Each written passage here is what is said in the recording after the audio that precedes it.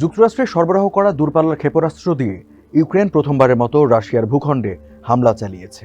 19 November এই হামলা হয়েছে বলে রাশিয়ার পক্ষ থেকে জানানো হয়েছে। দর্শক, এ নিয়ে এখনকার টিভিএস নিউজ আপডেট, সাথে আছে আমি রঞ্জু ইফতেখার।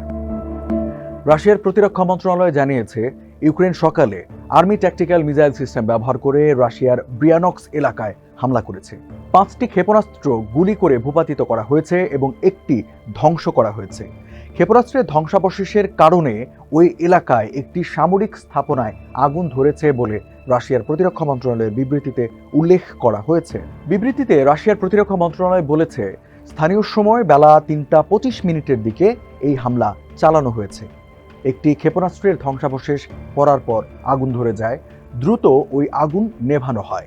এ ঘটনায় কেউ হতাহত হয়নি। যুক্তরাষ্ট্রের ক্ষেপণাস্ত্র ব্যবহার করে হামলা চালানোর কথা ইউক্রেনের গণমাধ্যমেও উঠে এসেছে। তবে এ বিষয়ে এখনও ইউক্রেন সরকারের বক্তব্য পাওয়া যায়নি। এর আগে ইউক্রেনের সামরিক বাহিনী নিশ্চিত করে যে তারা রাশিয়ার ব্রিয়ানক্স এলাকায় একটি গোলাবারুদের গুদামে হামলা চালিয়েছে। তবে এই হামলায় আর্মি ট্যাকটিক্যাল মিসাইল সিস্টেম ব্যবহার করা হয়েছে কি না সেটা তারা নিশ্চিত করেনি। ইউক্রেনের সামরিক বাহিনী বলেছে, সীমান্ত থেকে 100 কিলোমিটারের বেশি দূরে কারাচেভ শহরের কাছে একটি ডিপোতে ওই হামলা হয়েছে।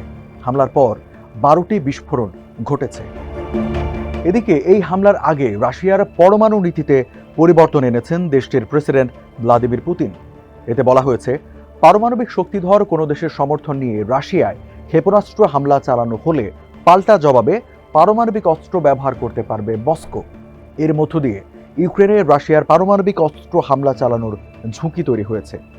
দর্শক, এই ছিল এখনকার টিভিএস নিউজ আপডেটস। আরও সংবাদ জানতে টিভিএস এর সাথেই থাকুন।